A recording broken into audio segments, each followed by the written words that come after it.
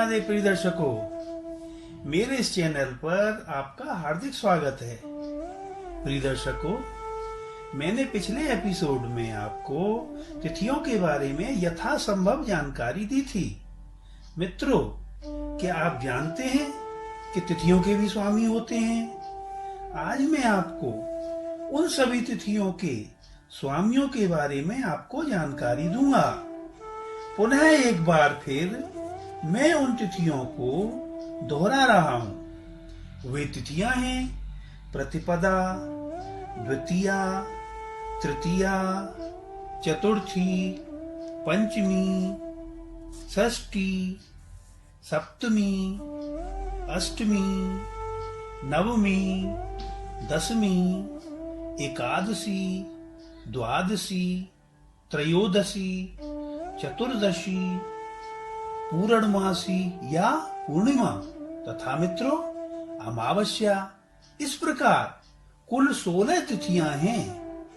वैसे तो शुक्ल पक्ष की प्रतिपदा से पूर्णिमा तक 15 तिथियां होती हैं और पूर्णिमा के बाद कृष्ण पक्ष की प्रतिपदा से अमावस्या तक 15 तिथि होती हैं।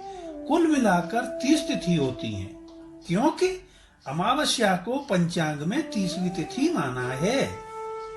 परंतु मित्रों, बोलने में सिर्फ प्रतिपदा, पूर्णिमा शुक्ल पक्ष तथा पुनः कृष्ण पक्ष में भी प्रतिपदा से अमावस्या तक शुक्ल पक्ष की तरह ही प्रतिपदा, द्वितीया, तृतीया करके ही बोला जाता है।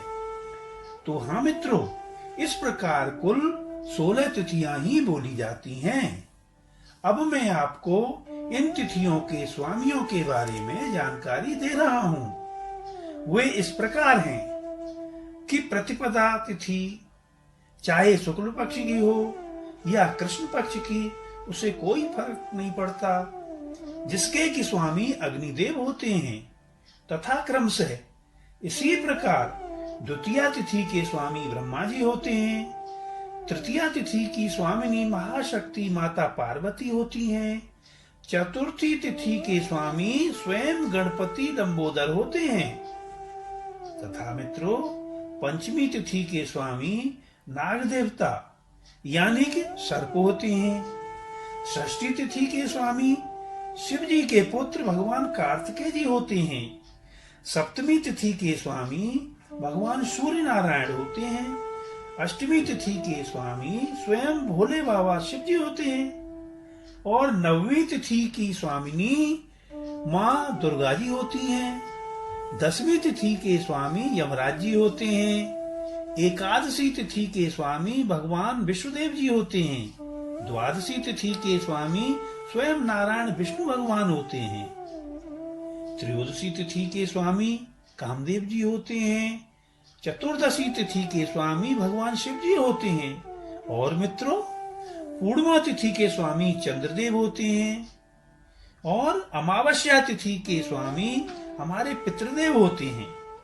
इस प्रकार मित्रों, मैंने आपको इस एपिसोड में तिथियों के स्वामियों के बारे में जानकारी दी। आशा है आप अवश्य ही इस जानकारी से अपने ज्ञान के भंडार को बढ़ोतरी करेंगे।